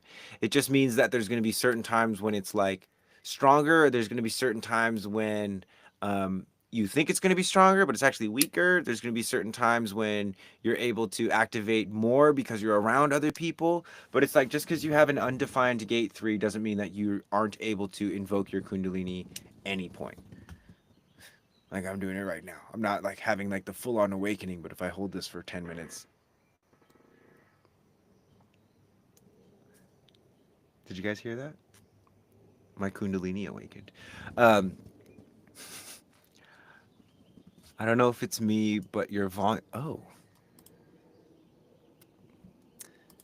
is my volume off? Or is it quiet or unavailable? For the people on Instagram, is my volume off? Shazam, what's up, Michael? I was thinking about calling you yesterday, but it was like really late. Who are your favorite human design analysts who are masterful at keynoting the body graph chart? My favorite one, he doesn't even do body graph readings. He's his name is Prana. He's in our Discord and in the archive as well. Um, God, who is my favorite at that? Since I've been doing sensory design, it's almost like, and no offense to anyone that does human design analysis, but it's like if you're not also doing sensory design with human design, I'm like it's just half baked, and that's also me being like having a lot of faith in my own work. But some great analysts are, in terms of keynoting specifically, I don't really know anyone that like flexes really hard on the keynoting aside from Prana, but he doesn't do sessions. I was up early calling you in when you got the feeling making the call. Oh, I could have just called you. Dang, half baked. Yeah, and again, I'm not saying that like human design analysts are half baked or that they're like they don't have all the answers. It's just, again, you guys see what's happening with the head and ajna and how insidious the mind is and how much confusion and words and all that stuff doesn't make it better. It just makes it more confusing. And then when you start to experience saturating your body and creating a sensory based sense of self rather than a conceptual base of self, it's like describing a haircut to you guys. No pressure but pressure. Yeah, exactly. That too. That's also it too, because it's like, there have been times where it's politically incorrect to advance humanity, and I think that's kind of hilarious and comical, but also like very sucky. Jing, Raquel Reina, keynoting, etc. Oh, I don't know them, but if you want to check them out, Bridge or who was that? Missy. Oh no, who is saying that?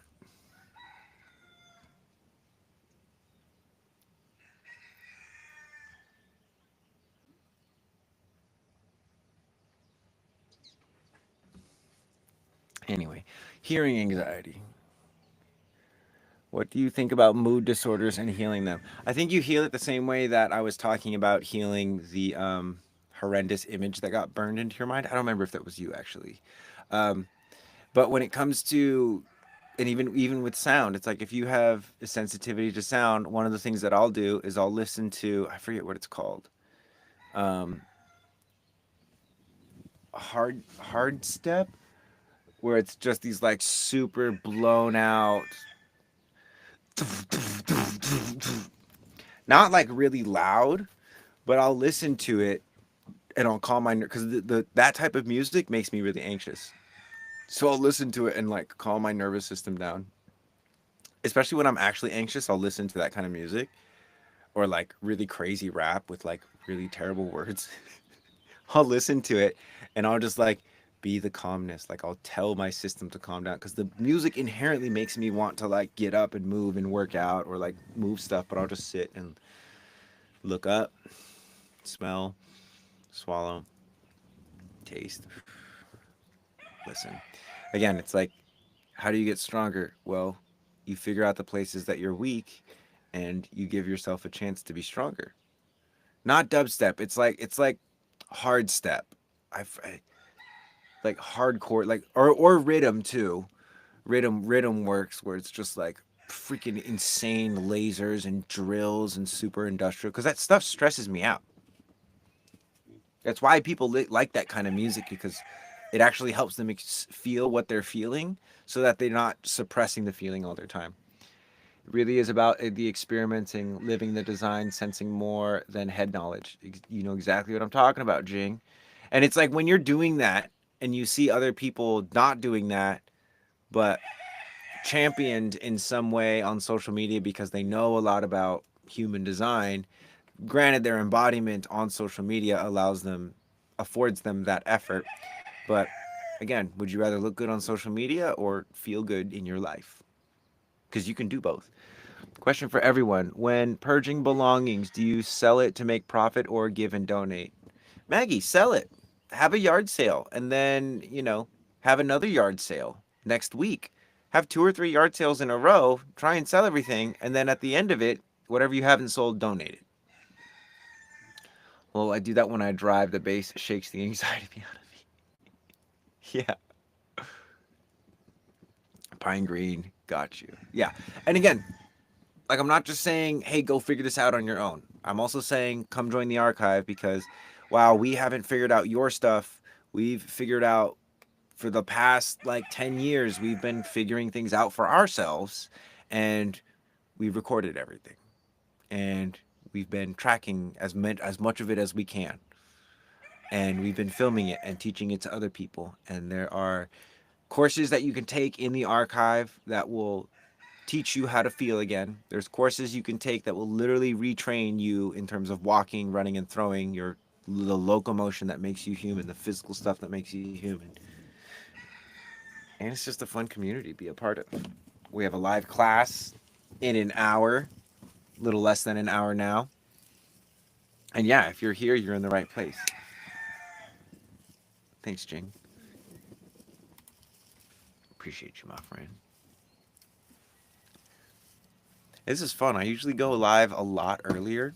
How many likes do we got over in this? 14,000 likes. I remember when like I used to get 2,000 likes and I was stoked on that. Emily Browning, I am back home. Yeah, I was traveling about a month ago for half a month. I love being home though. I love my little rainbow lights and my vines on the ceiling. You guys want to hear some flute stuff? I got this flute here. I'm gonna turn the reverb on for all of the YouTube and Riverside and Instagram people. Hello.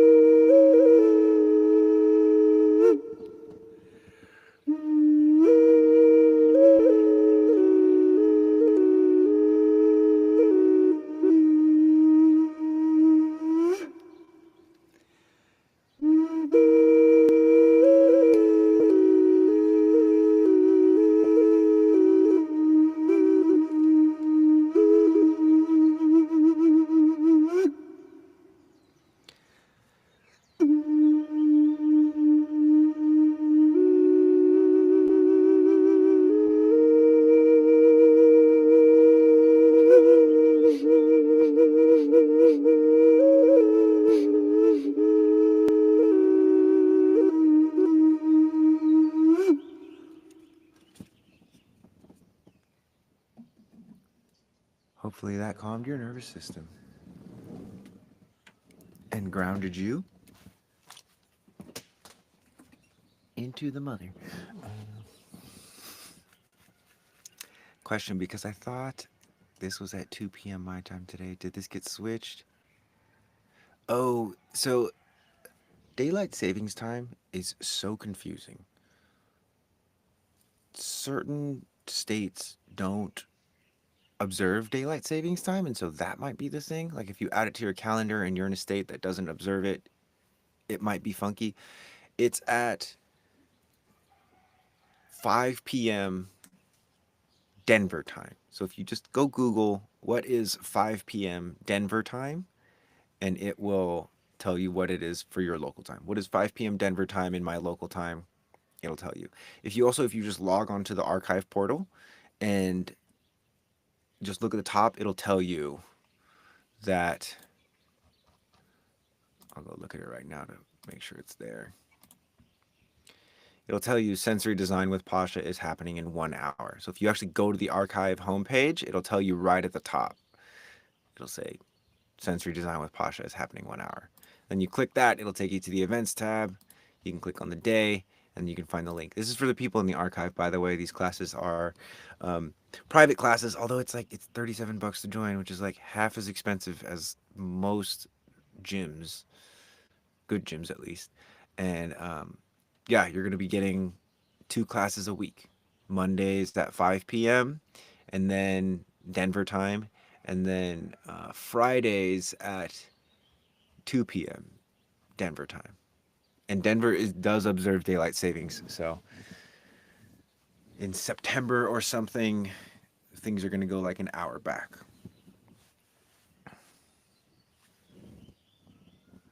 Okay, great. Making sure you guys didn't see anything there. Yes, perfect. Thank you. I'm in Denver time. Okay, got you. Great. That sounds cool. Thanks for sharing. I was looking at those flutes last month. Yeah, they're like honest review. It's plastic, so it doesn't sound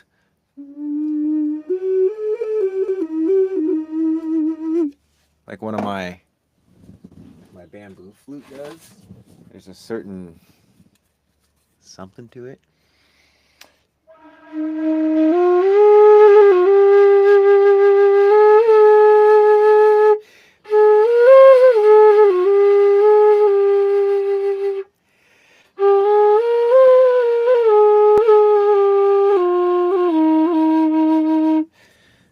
Wood and ceramic are just going to sound different than a 3D printed flute, but for the price, like this was I think $30. Um, this is so dope for the price, straight up. I wouldn't pay more than $30 for this, at least one this size. But I mean, like a flute, like this flute was like $150, and it's a really good fruit because instruments are pretty hard to make. Very hard to make. Quality instruments are hard to make. Maggie, thank you for sharing the live. Appreciate that. So, Jing, I'm working on my nervous system. I have been in freeze mode, unable to purge, getting the nervous system settled in. Hope to purge soon. Yes, right. Like, okay, so I was doing something the other day. Piggy, go, go, go. What you doing? Get out of my trash, bud. Notice I haven't been peeing as much because I didn't have my tea, which I normally do. Um, this is going to be really weird. I'm going to open my mouth really, really big for you guys.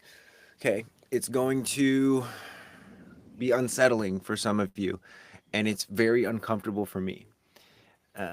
Most people will not be able to do this. I train, so I'm able to do this, but I'm going to open my mouth really, really big for you. And yes, I have like a big mouth in general, but one of the reasons why I'm about to do this is to show you guys even how visually this is unsettling and how much society is like cover your sneezes and don't talk with your mouth full and don't show us who you really are because we only really want this part of you. So I'm gonna show you guys right now.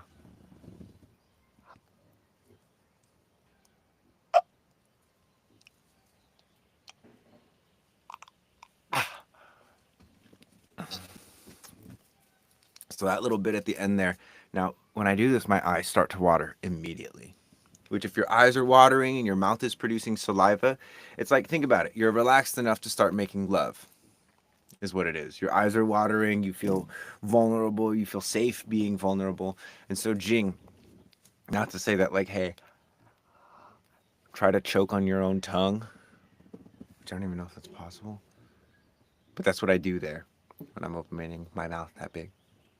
I'm attempting to like swallow my own tongue almost, or just like let my tongue kind of like fall into the back of my throat, and it triggers a gag reflex. And training the gag reflex to the point where it's like, you know, it's more than for just, fellatio or whatever they call it. Having the gag reflex means you can swallow things, big things, things that are harder for other people to swallow, and not, again, not necessarily physically, but actually energetically as well. Piggies, what you guys doing? I don't even have food for you right now. They're kind of cute though. Yes, I just have pigs running around. I can barely open mine. So the safety that you feel, or the lack of safety that you feel in opening your mouth, that's a physical representation of your ability to manifest. Like if you can barely open your mouth, my sense is that instead of trying to figure out what's the best manifestation techniques, what you really ought to figure out is how to open your mouth wider, how to make your neck wider. What's your diet like? What do you eat mostly? Um, what do I eat mostly? Eggs. I eat a lot of eggs because we have a lot of chickens. Maui beef, so beef that's been raised and grazed and finished here. Chicken now and again, and fruit. I will fuck around with some bread. I do love bread. Like sourdough bread is usually my go-to.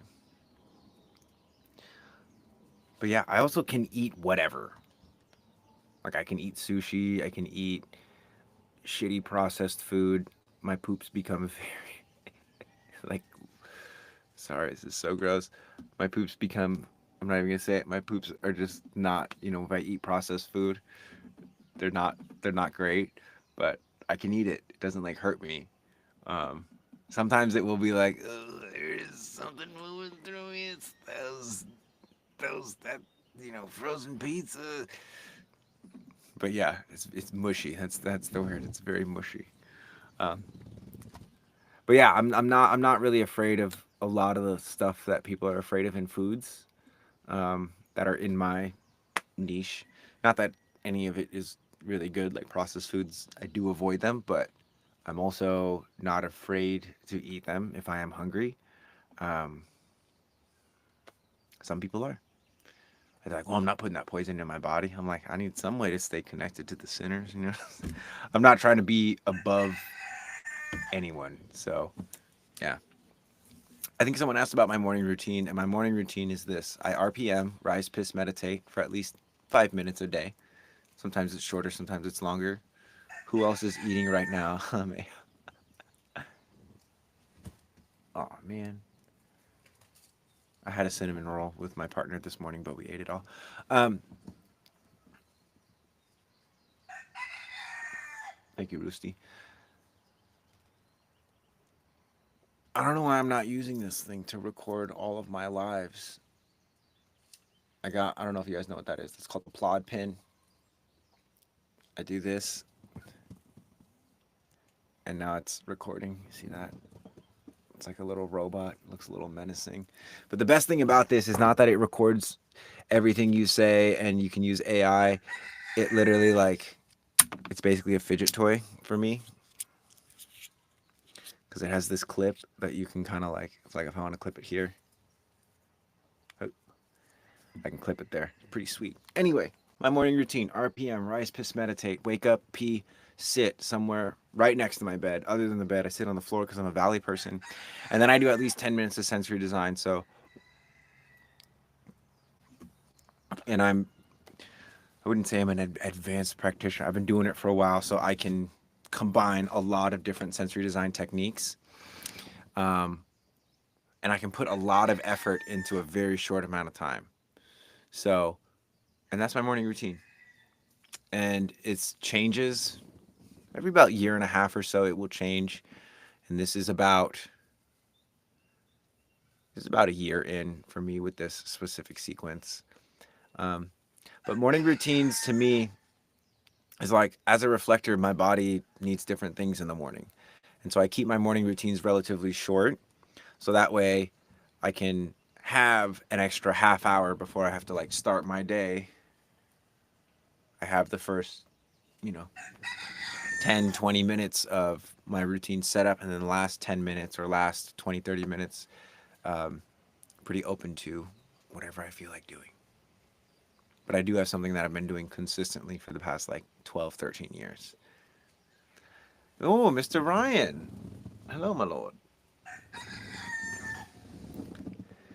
See, cinnamon roll is my favorite, but I have to make it myself with honey. Ooh, baking is so wonderful.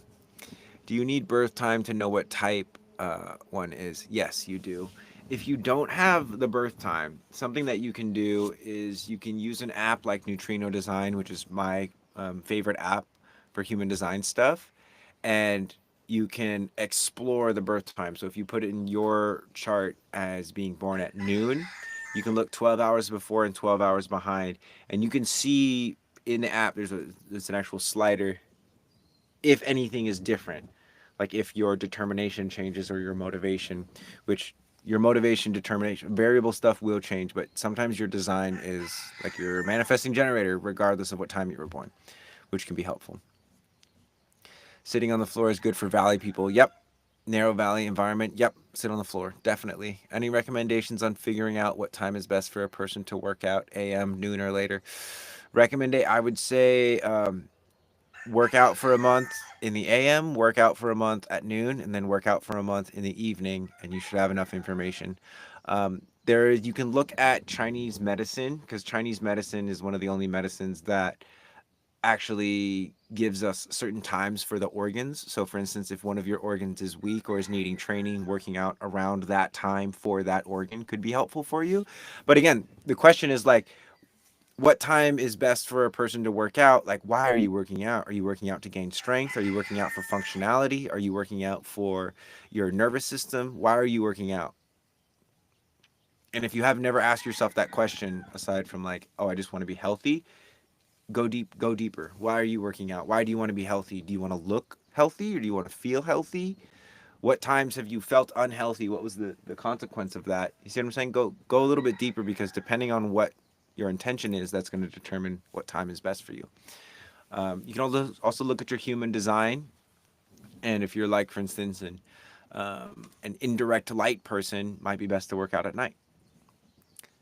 Neutrino Design. So Neutrino Design is a mobile app. It's actually also a web platform, but it will allow you to explore your birth time, so you can get a proper body graph. The subscription for that is 26. If you go through the link in my bio, it gives you 25% off. It's 26.99 for the entire year. So it's literally the best deal that you can get for any human design app. It includes the web version. Um, and yeah, it's the best app. It has a birth time explorer. The alternative is like going on a website that, of someone who does birth time rectification, paying for someone else to tell you your birth time. I've never been into that.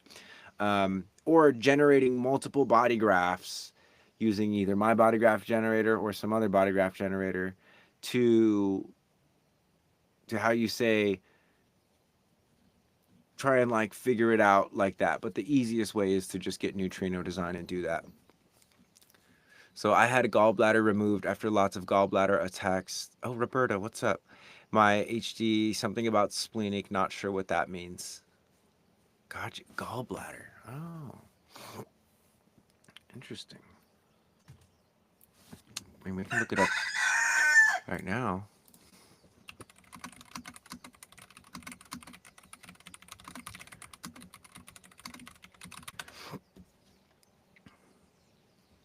According to the Chinese body clock, the best time to focus on the gallbladder health, which is associated with the liver, is between 11 p.m. and 1 a.m.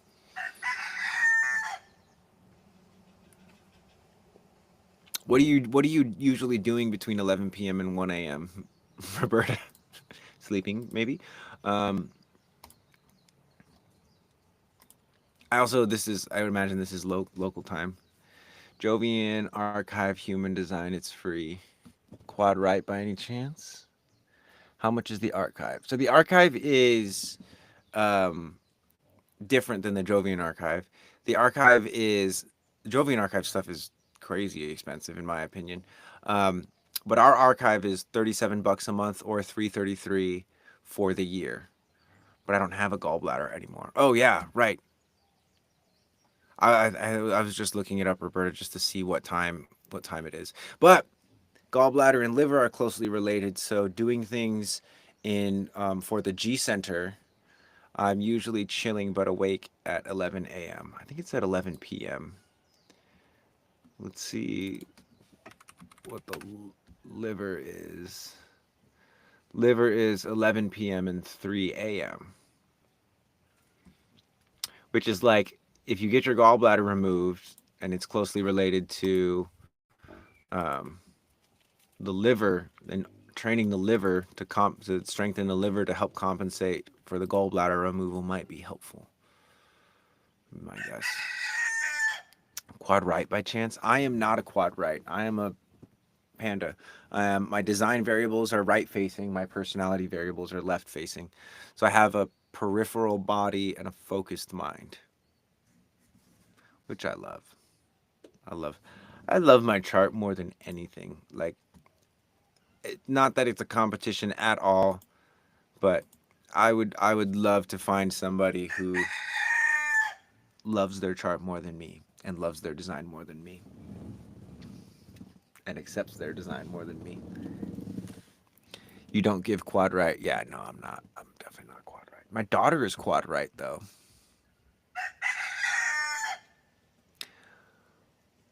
What does gallbladder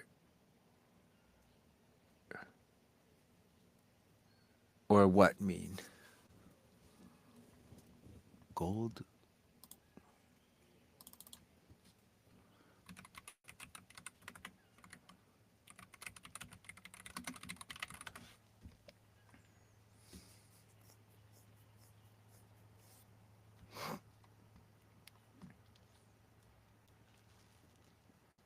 Gallbladder. I should.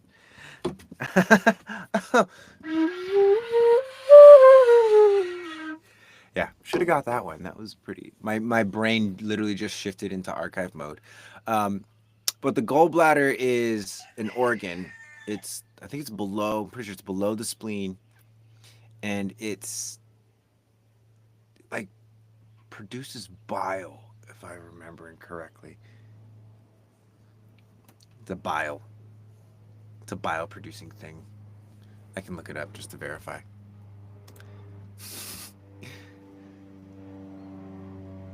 Okay. Pear shaped organ located beneath the liver that plays a crucial role in the digestive system. Primary function is to store and release bile. There we go.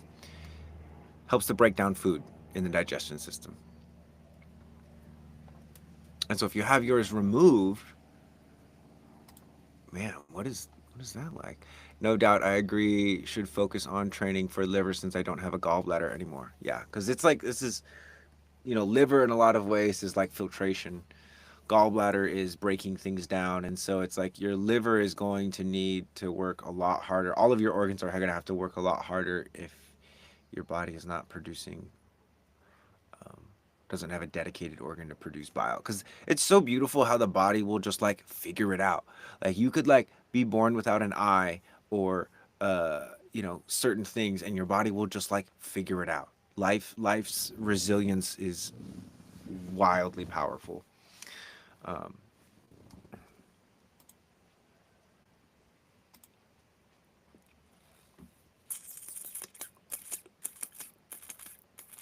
I'm gonna have to end this live pretty soon, guys. Hopefully y'all been enjoying this live. I've definitely been enjoying this. Has been a great live for me.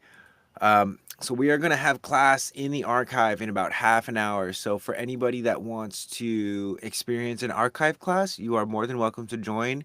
Recognize that when you're joining the archive, you're learning about sensory design, which is how to make human design more human, how to physically decondition yourself so that you're not, you know, $50,000 in and 10 years into some training program that teaches you all about human design, but it's just inflating your mind and filling your head with a bunch of information, not actually helping you get grounded and feeling safe in your bodies.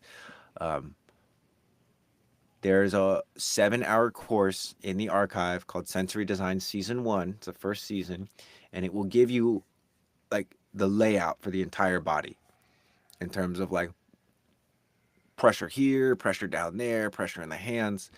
And so the class that we're doing today might be a little bit advanced for some, but again, at the same time, anybody can take them as long as you're willing to maybe possibly look silly. It's not like anyone's on camera watching you, but invitation. If you feel called to join, again, it's only $37 if you want to give it a shot for the month. Um, that's it. If you want a reading with me, link is in the bio. If you want neutrino design, link is also in the bio. If you want a report, that's on my website as well. And if you want to join the archive, it's the first button in the link in my bio. Definitely nice seeing you again. How often do you go live? So I'm live, generally I'm live Monday, Wednesday, Friday at 9 a.m. Hawaii time. And I'm usually pretty consistent with that, which a lot of people ask me, like, as a reflector, how do you stay so consistent with it? And I was like, well, I was super consistent at shying away from my own power. I was super consistent at distracting myself with women. I was super consistent with, dimming my light and people pleasing. So I could be consistent with something that's constructive for myself. Easy. And I am pretty consistent, except for the days when I want to surprise myself and I want to have some give some love to my partner. So I did that today. That's why I'm going. I'm on a couple hours later than I usually am. So that's it. Yeah, so I do go live consistently. What got you into sensory slash human design? So Pasha got me into the sensory stuff. Human design was just like, 10 years ago, someone was just like, hey, can I read your body graph? And I was like, yeah, sure. But honestly, it was really Pasha that got me into all of this because he was, like getting people out of wheelchairs and fixing people's scoliosis. And I was like this like Reiki master. So I was like Reikiing up billionaires on their private island type stuff and flying around and doing all this cool stuff. And then when we met, we realized like, oh, there's a bridge between the energy work and the human design and the sensory stuff. Um, his name is Pasha, Pasha, which I do need to go meet up with him now. So I was doing my sign off. You sneaky guys trying to get me to hang out more. I'm just kidding. I know it's fun. Come hang out with us in the archive. I'm there like 24/7. Yeah, all the links are in the bio. I'll see you guys on Wednesday, unless we have a decide to have another coffee date in the morning or like tea date. Anyway, Pasha, Pasha. I think Pasha underscore human design is his handle on Instagram. And yeah, Maggie, you too. Have a great day, everyone. Love you guys so much. See you next Wednesday.